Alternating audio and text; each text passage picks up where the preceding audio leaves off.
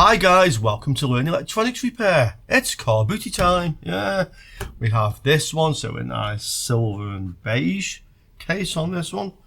It has quite a lot of dirt on one side of it and looks like the remains of somebody's lunch on the other side of it. Okay. I mean, surprising what you find there at the car boot sale. Yeah. Hopefully it has computer parts inside of it without the dirt and without the food, yeah. So, we can see a Wi-Fi adapter card or LAN card, although it has a LAN on board anyway. I've not opened this up, so I have no idea what's inside it. There are 4 USBs. I'm just assuming this is a retro machine because, well, it's a retro case. Printer port on it. Onboard video, looks very much like a Pentium 4, I would think. Could be an AMD machine. I mean, some of the P4s have the VGA on board and some don't. Yeah, you know, I have a suspicion this might actually be an AMD machine just for a change. So you guys down there, comment, yeah, put a timestamp, get your guesses in. You know, it doesn't matter if you're right or wrong, it's all fun, yeah. And in the meantime, let's get the side off this and let's find out what we have. Well, if we can get the screw out, I mean, the screw goes round but doesn't come out, yeah? Wants a little bit of persuasion. I think it's going to come though. Don't know what was going on with that one, but there it is, it's out. Right, what do we have?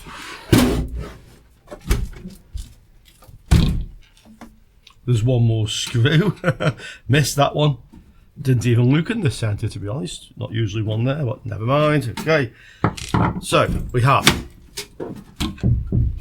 an AMD machine. That was a guess. It was right. And not only is this an AMD machine, this is actually a PCIe machine, so it's not really what I would call retro, to be honest.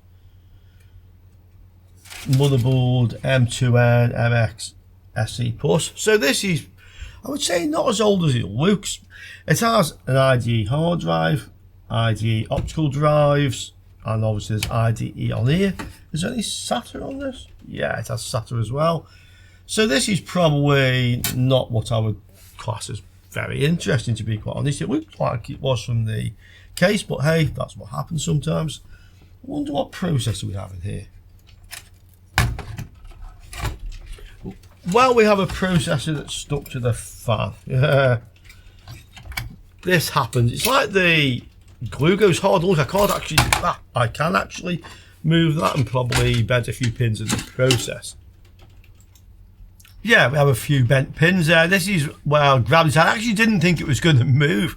I thought it wouldn't move, and I was going to show you we have to use a screwdriver on the edge to lever it off. Yeah, and that's actually the safe way. But since we have some bent pins, one of the subscribers said that the way you should do this is with these. So these are effectively desoldering needles, the hollow ones, yeah. And they said that these will fit over the pins and straighten them easily. So let's have a look. I've not tried this before.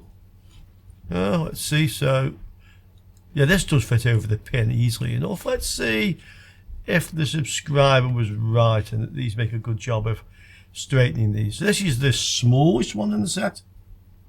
No, I tell a lie, there's actually a narrower one. I'm not sure if that will fit over a pin. Let's have a look.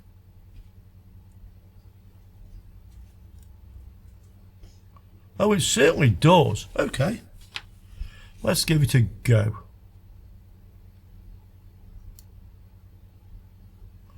So slide over the bent pin. Well, if it wants to.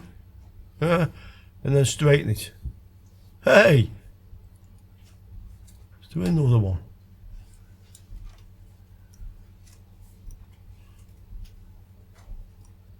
Look at that. Well, I have to say the subscriber was right. I'm not sure who that was. If it was you, say hi to us all, yeah?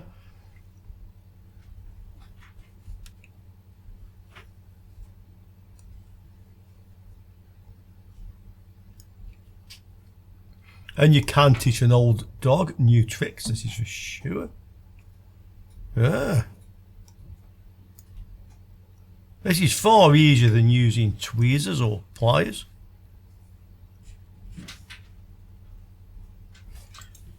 I have to say, guys, that was a really good idea. And we can see this is an AMD Sempron. Let's see if we can get it back into the socket. Okay. Yep. Useful technique, that, guys.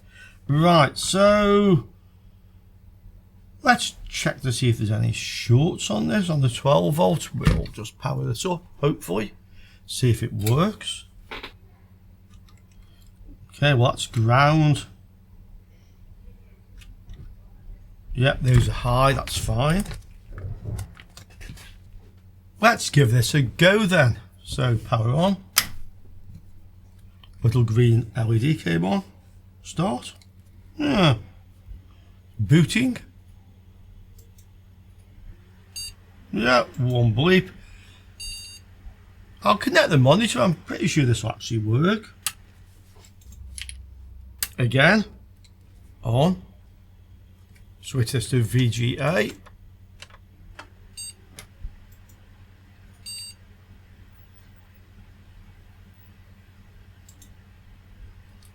Well, the blue light's on. Flashing cursor. So this is going to say no hard drive, of course. Yeah. Right.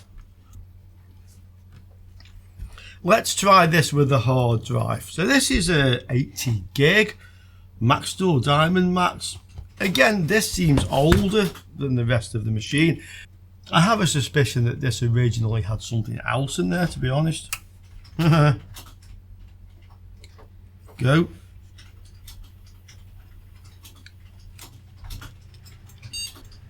It knows the hard drive's there, so let's load the defaults and see what it does.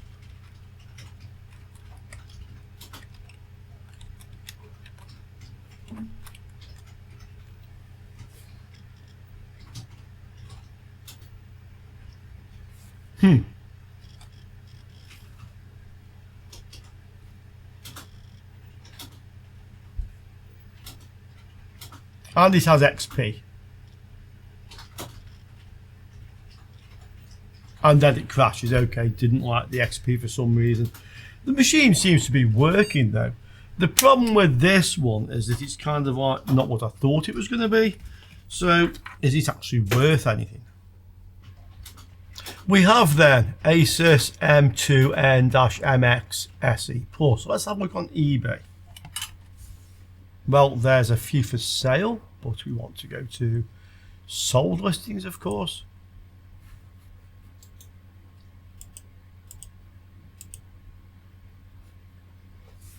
Hey, one sold in September. Yeah. Oh, there's an IO shield, but that had a few bits with it. Manual and such like. That's the only one I have to go by. So I think we can say it's kind of worth what I paid for it, at least. Yeah. But not what I really hoped for. These won't be of any value, I'm sure, yeah, so nothing much to gain from those. But we do have another machine, and I'm pretty sure I can say this one is retro, definitely. So let's take a look. And here it is, so like a mini tower, this one. Yeah, much smaller. Hard to say exactly what it is. It looks like an AT case, but it's not.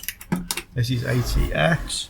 You can see it's an ATX board in here, so again, 4 USBs, onboard graphics. Yeah, this is one of the cases where the entire top comes off in one piece, so it's older, but again, what's inside it? Yeah, I'm going to say a Pentium 4 this time. Yeah, I mean, I was right last time, but unfortunately not what I wanted.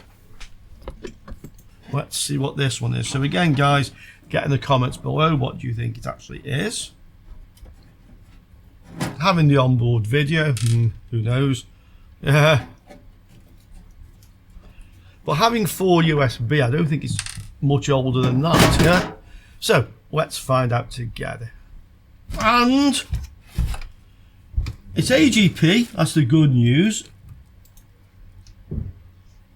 GAG 1000MF.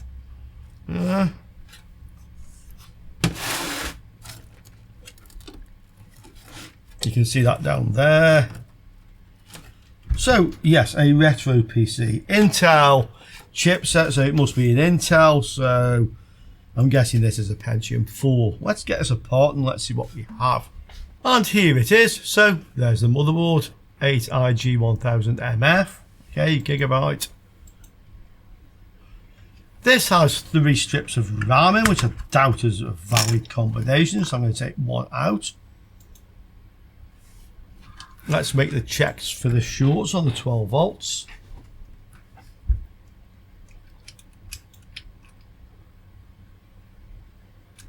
So these pins are ground.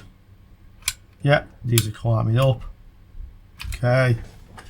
Capacitors. All good on this one. Okay. We have the analyzer card in. We have the switch, and the, well, actually speaker isn't attached because there's one on the board. Let's power this up. Let's see what it does. It starts, but doesn't boot. Okay, stuck on 0. Take the RAM out.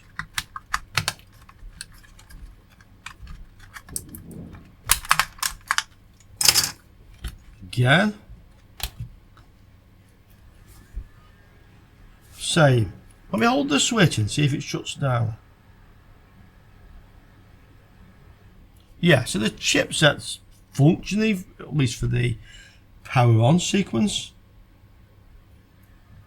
Again, 0. Take this off and put it into one of the other slots. Okay. Ah, it's booting. So it was basically in this slot, it was stopping it from booting, like there was no bleeps. Yeah, we've seen this before. I don't think we've ever come up to any explanation of it, but we have seen this before. Right, let's have some RAM.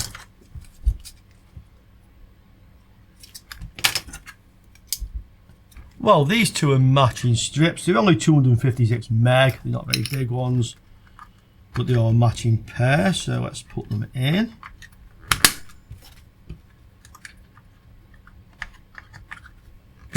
Right, what's it doing now? Well, it goes past that. Yeah, this is probably going to boot. Let me get the VGA. Go again.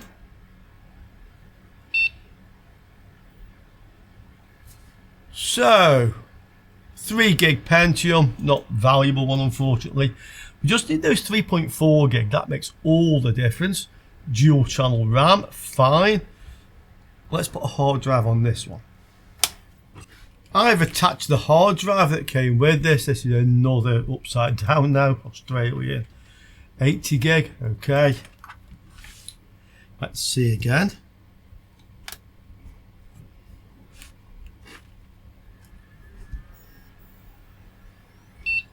Booting. Try to get into the BIOS. I might have been a bit slow actually. Oh no, I'm in there.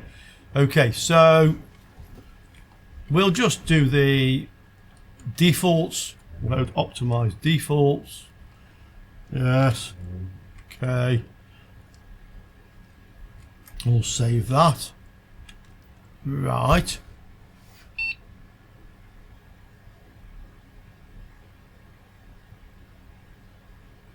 Another XP, I think. Again, start Windows normal. Let's see if it actually boots from this. XP.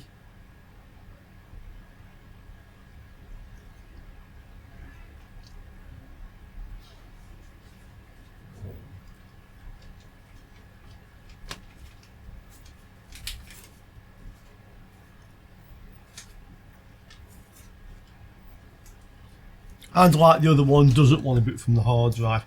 I really suspect the hard drives, I mean, to prove this, you would have to install another XP on here to see. But generally speaking, it's not the motherboard. It could be motherboard or RAM, but it tends to be the hard drives with these old drives, yeah. Looks like this one is 18 years old. Okay. Right, so we have a working motherboard. I wonder if this will redeem the other one. Is this worth any money? Well, we're already in the sold listing, so let's just stay in here and let's have a look. Well, there's a similar one here, but this is the 81PE1000. It has more slots. That's sold for £60.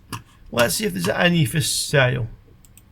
Well, there's a few here, but none are exactly the same as mine. So mine is MF. This is MK, just a G on that one. Oh, that has more slots, so ignore that.